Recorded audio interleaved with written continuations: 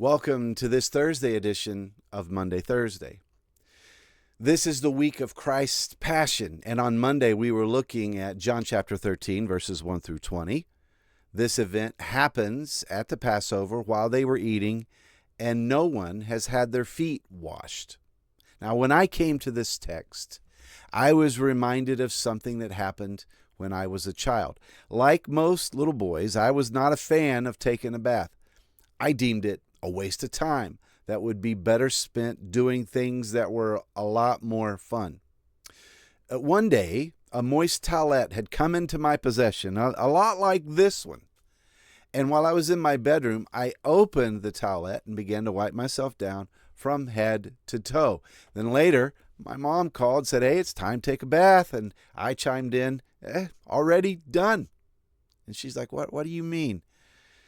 And then I explained that I had taken the towelette and given myself a proper cleaning, which I learned was not so proper because I still had to take a bath.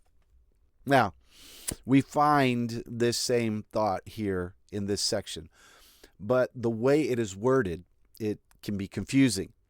In verse 8, Peter refused to have Jesus wash his feet, to which Jesus responded by saying, "If I don't wash you, you will have no share with me." Now, obviously, Jesus is referring to something more than washing feet. And this becomes clearer when Peter says, "Okay, then don't just wash my feet. Give me a bath. Wash my head. Wash my hands too." Then Jesus says, "The one who has bathed does not need to wash except for his feet, but is completely clean. And you are clean, but not every one of you."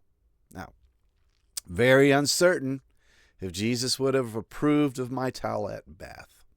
It's possible because he said to Peter, "I'm only cleaning the part that needs cleansing."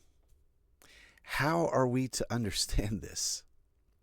Those who are believers, that is, those who are in Christ, are washed. You are washed clean. But because we still have this flesh, we need daily cleaning.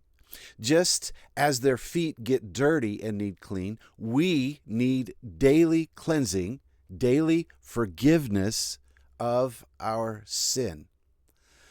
But there was one in that group that was not clean. One of the 12 was not washed. This was Judas, who would betray him. Understand this. If you are outside of Christ, you have no hope. You're in the same position as Judas. You need Jesus to clean you, and he can.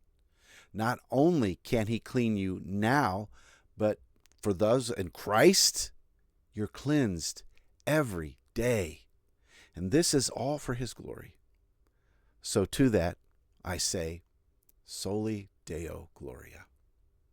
Happy Easter.